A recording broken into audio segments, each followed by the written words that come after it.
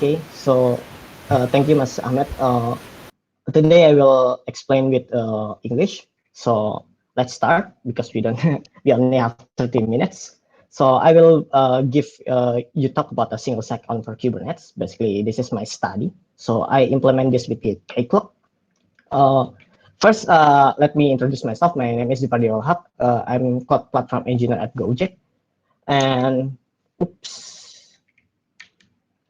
So I also community organization for the Kubernetes Indonesia. Also currently mainly working on Kubernetes, Istio, and Envoy.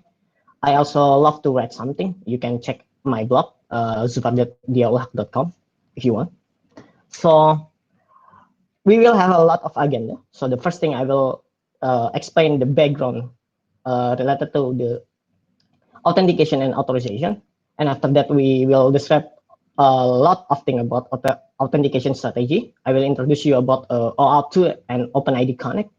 After that, how we integrate that with the Kubernetes, and some experience, scalability, and extensibility testing. And we will have a test bed and demo. So let's talk about the Kubernetes authorization background. So many people that start using Kubernetes, basically they install Kubernetes in VM or bare metal. They will use a single X509 certificate, single certificate. And basically the share sham configuration, they have a single identity. Basically it is cluster admin. So you have an access admin to the Kubernetes, and basically we share this credential between admin and developer. So developer also have an admin access. So probably many people do this. So the ideal implementation is we have an individual user account. So each user in admin or in developer have their own user. Also, we can group this user and gives limit to the group itself, right? And also we can add more user and add more authentication method. Also, we have an user experience, better user experience. That is the ideal implementation. So let's talk about Kubernetes authentication strategy. The first, we have a lot of authentication strategy, but many of them already duplicated or used for other purpose. We can have X509 client cert. We can have a static token file, and we can have an OpenID Connect token. Basically, we also can create a service account token and use the token to authenticate to the Kubernetes. But it is for pod communication purpose. We basically please don't abuse for external clients. So let's explore these three. So the first thing is X509 client certificate. Basically, this is how we create the certificate or config. It's basically it's created for directly from the Kubernetes root CA. And it's basically, or we can create a private key and let Kubernetes sign the CSR via certificate signing request object. And we can get the certificate. This is basically implemented in the Minikube and kubeadm if you basically already test that. It's implemented in the /etc Kubernetes admin.conf, and it's basically used in many Kubernetes internal components like communication between API server and communication between API server and kubelet and etc. Basically, how we can communicate with this certificate, basically, the first thing is we can parse the certificate private key and CACert or root CA in the URL request. Basically, you can URL to the contacting API server and use these three variable. And you can also configure the kubeconfig with client certificate data and client key data. If you basically describe the kubeconfig. So basically, how the airbag working with this certificate? Because we as user only have a certificate. Basically, in the certificate, we have a common name and organization, right? The common name will be interpreted as user in Kubernetes, and organization in the certificate will interpret as a group in Kubernetes. So we can create airbag based on the user and group, but in the certificate itself, it match based on the CN or common name and organization. So this is the first. Also, we can have static token file. You basically create a CSV with this format: token user UID and group. And basically, we need to pass this file, CSV file, to the Cube API server with this token -out -file. This is the example. We have an user, and we give the user is system master. The implementation is basically not implemented by default any Kubernetes distribution. So this is not implemented anywhere, but you can implement that. The communication, basically, we can pass the token we already have. This is the user token. And you can communicate that with the in the URL request. You can have header with authorization bearer, or you can passing -- token in the kubectl request. And we will have an OpenID Connect token. So this is basically a token that generated by the single sign-on provider like OpenID Connect. And it's basically same. Communication, how we communicate with Kubernetes is basically same. It will use -- token or or authorization bearer in the URL request. So, and the client or user get the token from identity provider. Okay, so before we basically integrate OpenID Connect with the Kubernetes, we need to, understand it first. So, OAuth 2 is basically a standard protocol. It's only protocol for authorization. Basically, it supports multiple granting access. Give the token to you. The first thing, the most common is authorization code flow. So, for example, you you have a Tinder integration with Spotify to get top Spotify artists. In the Tinder, you do not need to log in to Spotify, but you can get the Spotify data and match that to the profile. So this is the grant flow. Upper.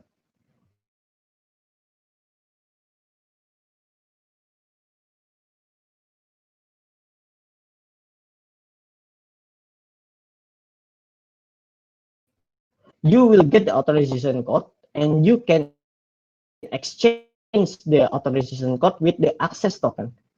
So you can get, you will use this access token to access your data. And OpenID Connect is basically just identity layer, adding identity layer on top of OAuth 2 protocol. And it's basically return an additional JOT token named ID token. So you will be to communicate with the Kubernetes. But this ID token basically by the OpenID provider, and we can verify is this token is temper or not. He also, this OpenID Connect also standardize the area that OAuth 2 basically live up to choice, such as scope and endpoint discovery. Well, you see in this discovery URL, I already deployed in Kcloak.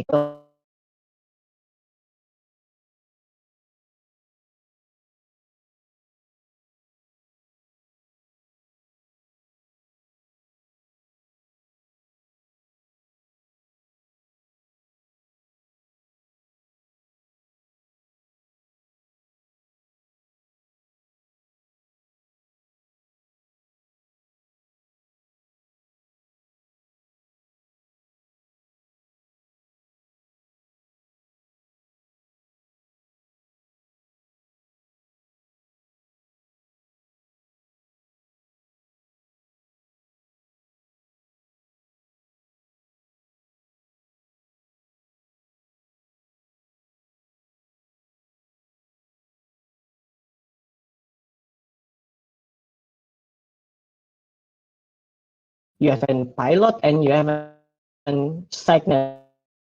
So this signature section is basically section in the JOT token to verify is this token already tampered or not.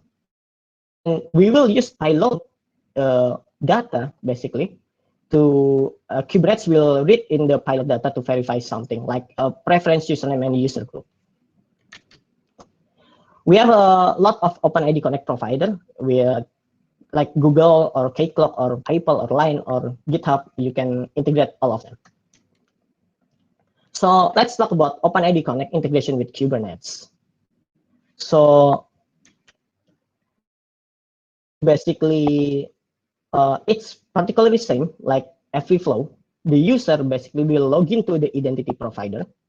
The identity provider will return will give the user ID token.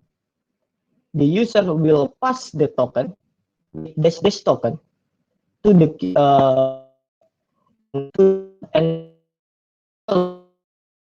to the authentication authorization bearer, and the API and will check the JOT is expired and check the earback or authorization in the API server. If the token is valid and it have an earback, it allow the user to communicate with the API server. Is the sound is glitchy?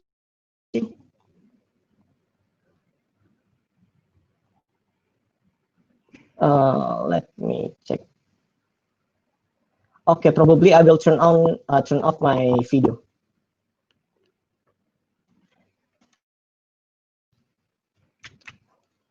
To basically to integrate an OpenID Connect provider to the Kubernetes API server, you can use you basically just configure the API server. You will pass an OIDC user URL and OIDC client ID. So this client ID is you can get the client ID from the OpenID Connect provider, and you will pass the OIDC URL in this. Basically, for example, I will pass account.google.com, or if I want to use an OIDC based on the OIDC from Google, or I can pass my kcloak.spark.com if I want an kcloak for the OpenID Connect provider. We can basically configure some of the parameter. So basically, if you see the JOT token before, in the pilot, you will have an basically list of key and value. So in the OIDC username claim, you will basically match which in the JOT pilot, claim any key in the JOT pilot to be the username, to be the user of the Kubernetes. Also, you can match a key in the ID token or in the JOT to be a group claim, to be a group in the Kubernetes. Also, give a prefix to the username. So, for example, the username claimed by the JOT is username. I can prefix that with the dot. So you can create airbag with OIDC double dot username, or in the OIDC group prefix is particularly same with the OIDC username prefix. Also, you have an OIDC CFL. This is if you deploy your OIDC provider in the certificate, you can basically pass the certificate with this value. So after we configure the API server, and you have a pilot in there, the pilot is preferred username and the user group. So the preferred username will be admin user, and the user group will be Kubernetes admin. We can just create an airbag based on this configuration. So you can create an airbag. This time I will create an cluster role binding. So I bind if the user is basically OIDC Kubernetes admin. In the OIDC Kubernetes admin group, I will give the user a cluster admin role. So it's simple as like that. So basically, the user just basically log in with Google or log in with Kcloak. It will send, the user will go to the IPS server with the token, and Kubernetes will translate the token and apply this airbag. So let's talk about scalability, extensibility, and user experience. So basically, every OpenID Connect provider like Google, GitHub, Facebook, or Kcloak basically have scalability feature, and basically they can add more user. Example is Kcloak or Google Identity Provider. With Kcloak, you basically can federate any OpenID Connect provider. For example, like Facebook, Google, and GitHub. And you, as user, basically just contact a Kcloak identity provider. After you communicate with the Kcloak, basically it show a dashboard. You can log in with Google or log in with Kcloak or log in with Facebook. So I will skip this one. And the user experience is basically if we manually get the token, it's more hard. So basically, user basically only need a token, right? But you need to get the token every time to the OIDC provider. So we can fix this by installing an OIDC login plugin. This is basically kubectl plugin, and configure kubeconfig to support OIDC login. So it automate everything. It's basically, it will contacting the OIDC provider and get the token and automatically pass the token to the kubectl. It's very automated. With this one, if you already have an Kubernetes and integrate with the OIDC provider, you only need a single kubeconfig that you need to distribute to your user, all of developer or admin, or I'm not sure, all the user. And each user have their own group, or we can apply some policy to specific user or group. So this is the example of the OIDC login. So the user will match in the OIDC. You see, I have a context. This is basically kubeconfig schema. And it's basically automatic get the token from the OIDC provider. You just need to configure the OIDC user URL, client ID, and client secret. Also, we have a limitation, basically. The limitation is there is no revocation mechanism for every JWT token, because Kubernetes interpret a token as a certificate, and it should be short-lived. So JWT token have an expiration. By default, from the Kcloak is 5 minutes, and we can refresh the token automatically. So the limitation is only there is no revocation. But basically, you can set the token itself to be a short life, for example, 1 minute or 5 minutes. So let's have a test bed and demo. So I have an architecture like this. I create a GitHub repository. You can follow the repository, and you will set up something like Kcloak identity provider and public Kubernetes cluster in the DigitalOcean. So you can access directly from the public user. So wait a second. So I will try to share a video. Oh, I cannot share my video. Mas moderator, I cannot share a YouTube video in this one. Okay. Can you help? You can share me the link to the YouTube video. Oh, wait a second. I will pass in the chat session, right? Okay. Okay.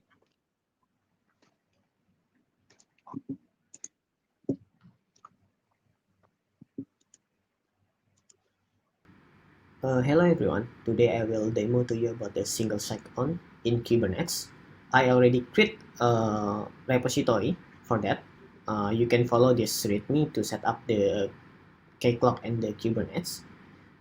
First, you need a DigitalOcean account, and you need domain, basically public domain for the Kcloak service, and you need a certificate for the domain itself. You basically can generate that using Let's Encrypt.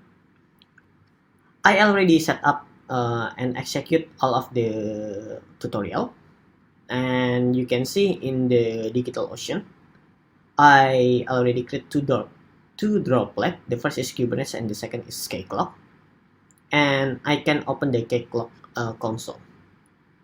Okay. After you finish all of the tutorial, you will get a kubeconfig in the temporary directory. You will see it's already configured with the cluster, context, and username, and it will use OIDC login for that.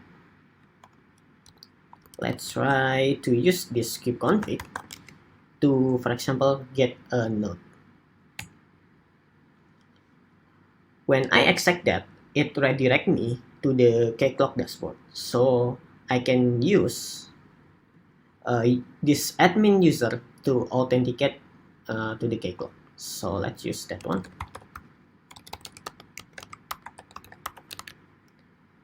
I try to log in, and if the login is success, it will give me OK return, and the Kcloak will return a JOT token to the kubectl, and that kubectl will use the JOT token to authenticate that to the Kubernetes API server. And I can get another, for example, POL. Okay, so I already log in with the admin user. It is the Kcloak database user. I want to use a Google user. So the first thing, I will remove the cache in the OIDC login plugin. And I will go to the Kcloak. I will go to the admin user and remove the session. So I already create a user for the Google, me@zufardialhaq.com, and there is no session currently. So let's try to log in that again.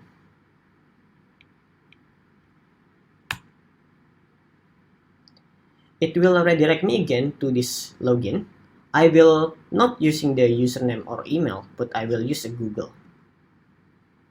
So it will basically redirect me to the Google login. I will use my me@zufardialhaq.com, and the login is success. It will return OK, same like before. And I can also get the pod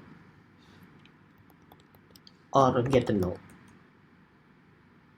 So that is the demo. I hope it's helpful. Thank you.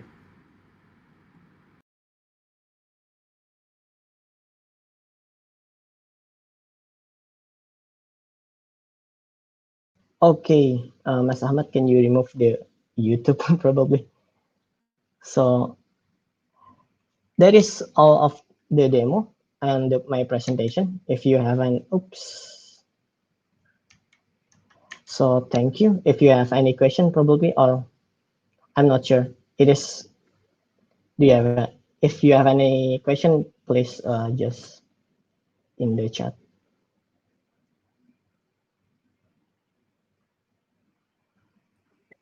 Baik, buat peserta, kita masih punya waktu sekitar 6 menit.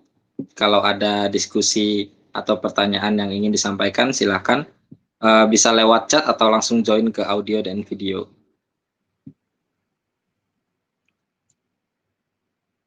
Oke. Support multiple cluster, dev or prod. Saya jawab pakai bahasa Indonesia aja ya. Ya, jadi support multiple cluster. Yang penting kita configure API servernya dengan untuk support OIDC. Jadi satu OIDC provider seperti Kcloak tersebut itu bisa digunakan untuk multiple cluster, multiple dev or prod. Itu nanti groupingnya bisa kita taruh di Kcloak atau di Google. Jadi nanti kita bisa group user ini hanya bisa akses misalkan cluster ini, itu bisa kita lakukan. Ya, untuk aksesnya kan itu bisa kita lakukan di Airbag. Jadi untuk kalau ada grup cluster lain bisa kita deny atau kita hanya bisa apply atau kita hanya bisa allow grup tertentu untuk akses Kubernetes cluster tertentu seperti itu. Jadi memang di Cakewalk itu ada user dan grup, kita bisa grouping di sana untuk semua user. Yep. Jadi saat kita punya multiple cluster, itu bisa kita lakukan. Asalkan kita configure supaya cluster tersebut support OIDC. Berkomunikasi dengan OIDC provider. Seperti itu. Oke. Mungkin tidak ada lagi ya. Mungkin saya cukupkan di situ saja. Nanti kalau teman-teman mau coba, teman-teman bisa coba lab-nya langsung. Ups. Aduh, ke play.